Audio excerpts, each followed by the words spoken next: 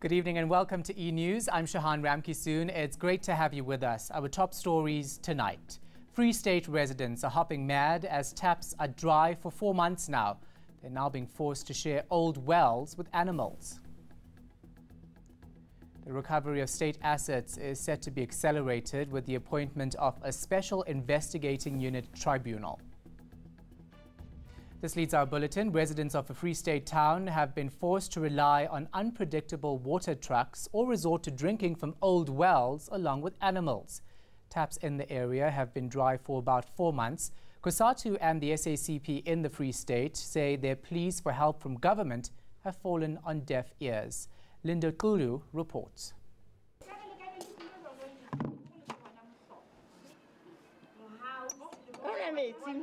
It's been 4 months since taps in the riverside community in Qwaqwa ran dry. This is one of many communities under the Phofung municipality, which was placed under administration last year. Getting water now requires physical strength. Even the elderly and frail, like retired teacher Munewe Mlangeni, have to keep up.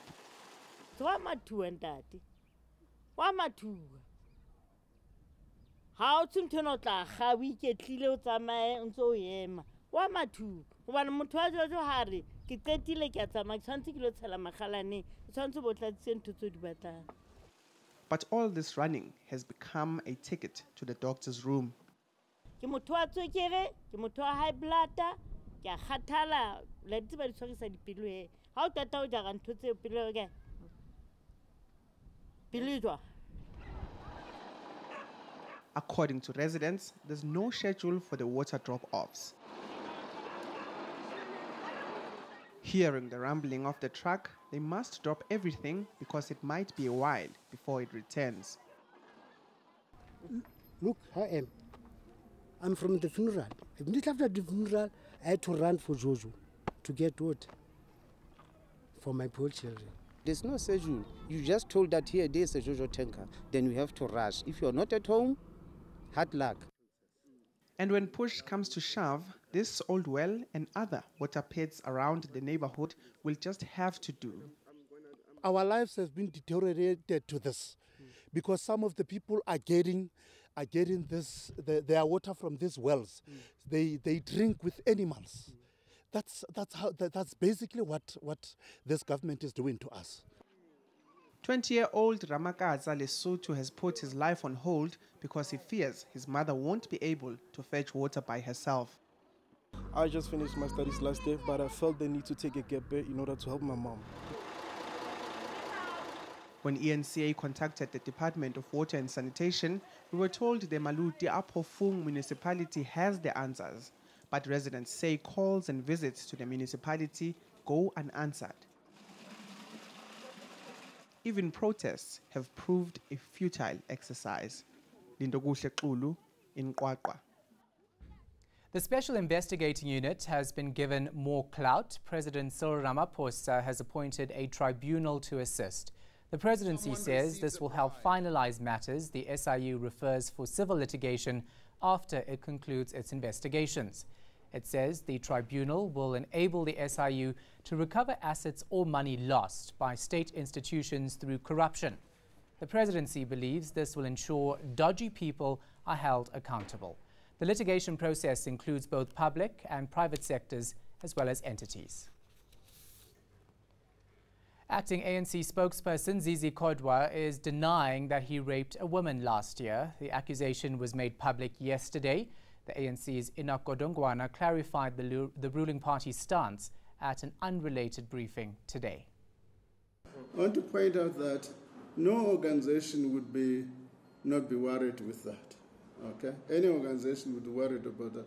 But for God's sake, ANC members, like all other South Africans, are entitled to due process.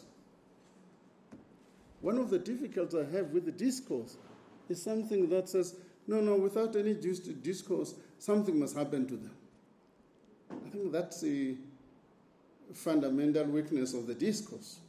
We're not saying anybody must not happen anything, but I'm saying we're all worried about those allegations.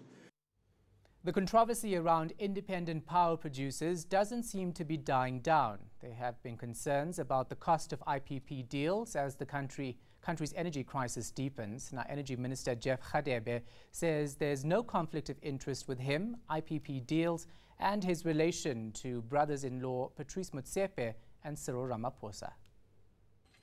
I have no conflict of interest whatsoever, as it is evident from the report that I've just given you. The 27 IPP agreements that I signed in April 2018 was to execute what was already a decision that was taken by my predecessor, Minister Tina Jumat Peterson, way back in 2015 and 2016.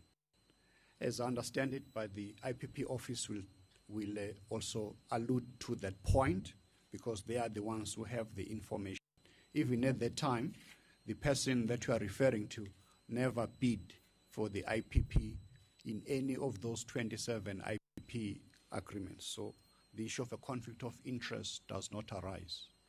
Every year, we are enjoined Parliament to declare our conflict of interest.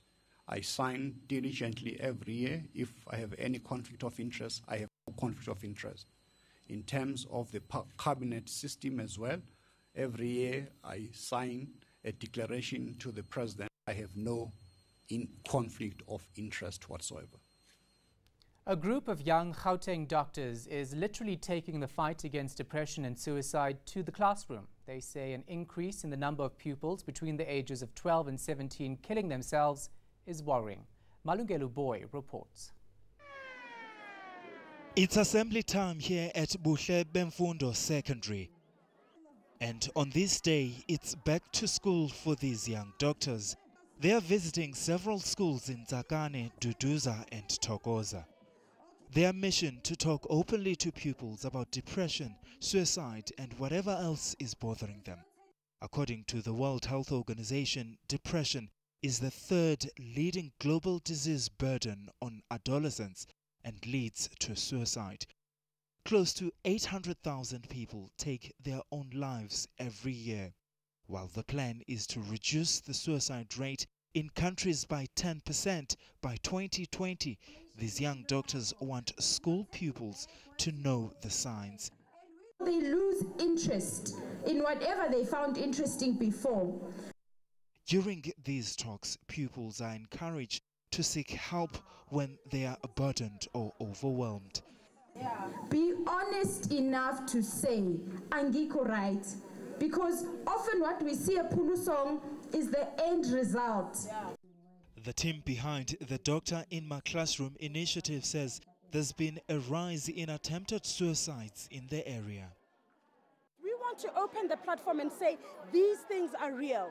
We get about 2 to 3 admissions a day of people who have tried to kill themselves. And this is quite alarming because it's from the community. If you think about it, then you have about 15 per week of admissions from people who've tried to kill themselves.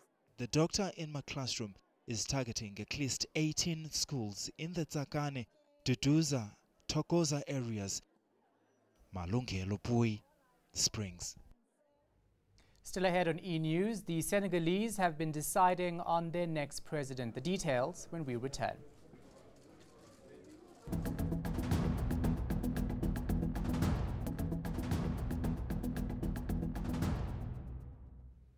Welcome back. In a breakthrough for public healthcare, surgeons in Cape Town have opened their very own 3D printing lab. This technology is not new elsewhere in the world, but it does come at a huge cost. It's something patients from disadvantaged communities wouldn't normally be able to access, until now that is. Leanne Jansen has more. Orthopedic surgeon Dr. Rudolf Fenter is visibly excited. He set up the first public healthcare 3D printing lab. This is happening now in-house, right here, in the orthopedics department, done by physicians, for physicians, and stimulating a lot of research at the university, which we're very excited about. You can make the heads move forwards and backwards if you want. The machines use special plastic and powder to form life-sized molds and help surgeons rehearse intricate surgeries even before the patient makes it to hospital. So it was all two-dimensional. What this is allowing us to do now is to make those images into tactile objects that we can physically hold. We understand the deformity and we understand what the patient needs better. And by rehearsing it, we can literally go into theatre with a feeling of déjà vu. I've done this before. I've made the mistakes. I've printed out a new model. I've done it again. Now, patients in public hospitals have similar benefits to their private healthcare counterparts. Historically, medical 3D printing has been in the realm of private healthcare and funded research,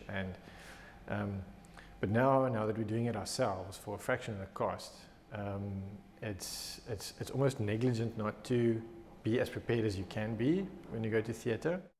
Venter says they're now paying it forward, offering the printer to specialists in fields other than orthopedics. Leanne Jansen, Cape Town. International news now. Senegalese voters have cast their ballots in the presidential election. President Macky Sall is seeking a second term. The 57-year-old is a firm favorite to win the election. He's pitted against four rivals, one of which is Idrissa Seck, a former prime minister. The West African country is holding a presidential election for the first time since a 2016 referendum that approved a cut in presidential mandates from 7 to 5 years.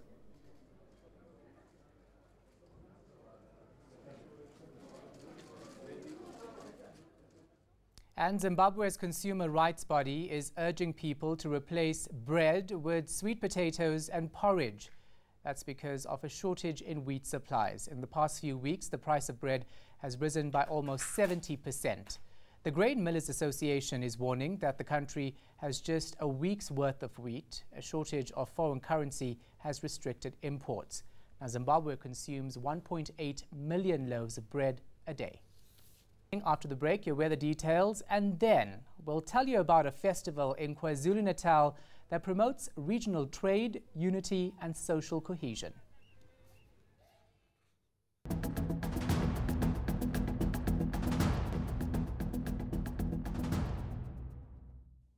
Good evening, everyone. After a hot weekend, let's take a look at your Monday's weather conditions. And the day is going to start off with a little bit of early mist along the western coastline, while there could even be a few showers for the first half of the day in parts of Mpumalanga and KwaZulu-Natal. The eastern parts of the country is where we're going to see the action taking place later on, with thunder showers developing across these areas, becoming especially stormy for parts of Mpumalanga. And then in the west, we'll see a cold front approaching, but it will only be making landfall on Tuesday in the Western Cape. The Northern Cape stays dry for now. Another sunny and very hot day expected for the province as temperatures climb above 35 degrees. And we'll see similar conditions for the interior of the Western Cape, but along the coastline the temperatures will be staying below 30. A lovely afternoon expected for Port Elizabeth with a high of 26, and in the northern mountains of the Eastern Cape is where there could be a few thunderstorms. Stormy weather also develops for KwaZulu-Natal, especially in the north, while along the south coast it looks as though it should stay dry with partly cloudy skies for Port Shepstone. There is a 60% chance of thunder showers in Mpumalanga. Some of those could produce heavier downpours, so please be aware of those conditions, especially if you're going to be travelling on the province's roads. And then for Limpopo, a stormy afternoon as well, especially for the eastern parts, while in the west, only isolated storms in the forecast, where we also have some very high temperatures. Good news for the northwest is that some areas could see a few thunder showers later on, but it does stay very hot. And it's going to be a somewhat cooler day for the eastern Free State, Bethlehem at 27, and you could see some thunderstorms in your area. And finally, for Gauteng, there is a 60% chance of thunder showers for Monday afternoon and evening, and for this reason, it's also a somewhat cooler day in the province tomorrow.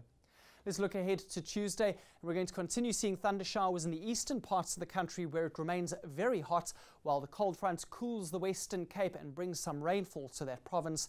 And then on Wednesday, the cooler air will be pushing into KwaZulu-Natal with some cloud cover and some rain, and a high of only 23 degrees in Pietermaritzburg. That's all from the Weather Centre. Goodbye for now.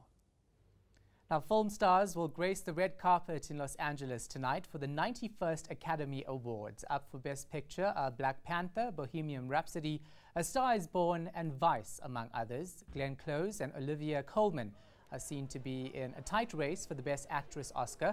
A Star is Born actress Lady Gaga and her director and co-star Bradley Cooper will perform Shallow. The song is also tipped to win an Oscar. British band Queen will open the show with American singer Adam Lambert as lead singer. Now, Rami Malek, who plays the band's real frontman from Freddie Mercury, is the favorite to win Best Actor. The Umtai Marula Festival is underway in northern KwaZulu-Natal. The popular annual event attracts thousands of international and regional tourists. It also promotes regional trade, unity, and social cohesion. Sipamandla Goge has the details.